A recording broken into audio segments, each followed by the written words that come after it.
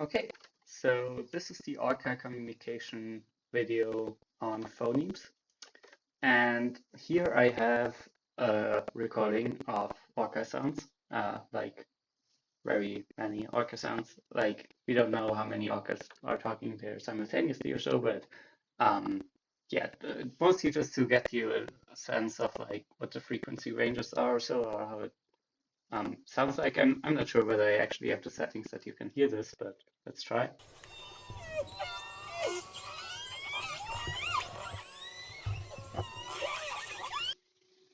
Okay. Yeah, so Orca is mostly vocalized between like 1000 and 2000 hertz. Like most signals, there are also whistles that are way higher or so. And yeah, sometimes it can go down to 700 hertz.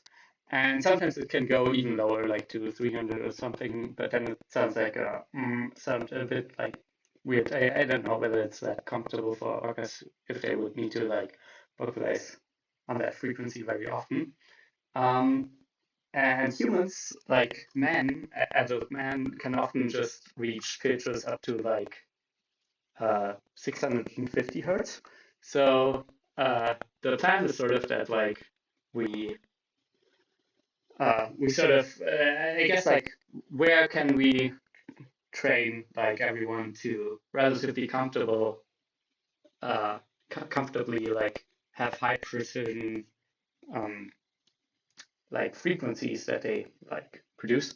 And yeah, I don't know. I would just go with like between 350 and 550 hertz or so, uh, and then like shift it up by a factor of two for the Orcas. So like we talk at half the frequency that the Orcas talk, and yeah, the signals would be encoded in the frequencies. So Orcas probably have like perfect pitch because we can like classify some different call types. Sometimes we see some patterns that look very similar, and then like we can see, oh, they all start at basically exactly the same frequency and generally have this same shape. So sometimes there are sub variations, but those are actual variations. And um, yeah, so I don't know. Here's another. Oh no, it happened. Uh, yeah, here's recording. Now the scales are different. So this is just a sound I recorded. Um, uh, okay, apparently I can play it right now.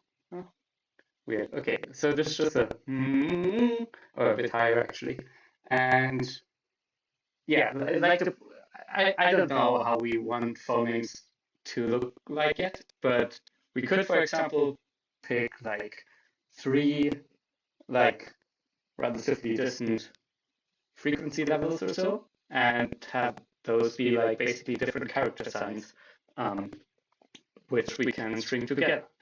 And we might also use more variations um, like continuously shifting up or so. I don't know whether I haven't trained myself at all yet in like trying to produce such sounds, but yeah, I don't know. Like we could distinguish between like okay, we have a sound, and then we have the next sound where like in one word we would have a continuous like overlap of like but yeah, uh, like we could also like have it be a different sign that we if we like try to raise continuously like hmm or so. I don't know whether that's good at all.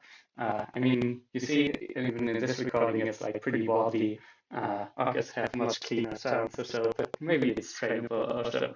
And I guess maybe orcas will understand anyway. Um, and yeah, also we could use synthetics as we play back, but yeah. Um, yeah, I don't know. I guess I will see what is sort of localizable for us or like easily trainable for us humans because I think on this whole paradigm where we encode information as different frequencies or like frequency changes, like orcas will have it easier than humans. So yeah, I don't know. But we could add a lot more other phonemes or so, depending on what turns out feasible, of like having curved shape of, or so, being different than having like a staircase shape or like continuous shape, or like a different size, different shape curved, or we could distinguish between more frequency levels or so. And yeah, I don't know. We'll maybe experiment around with it or something else, and then we'll see how to choose the phonemes. But like, just as it will look something like this. I'm not making up like precise what like word in my synthetic Akka language will I use for this concept or so, because like the paradigm of phonemes or so might change. But yeah, like just that you get a rough idea.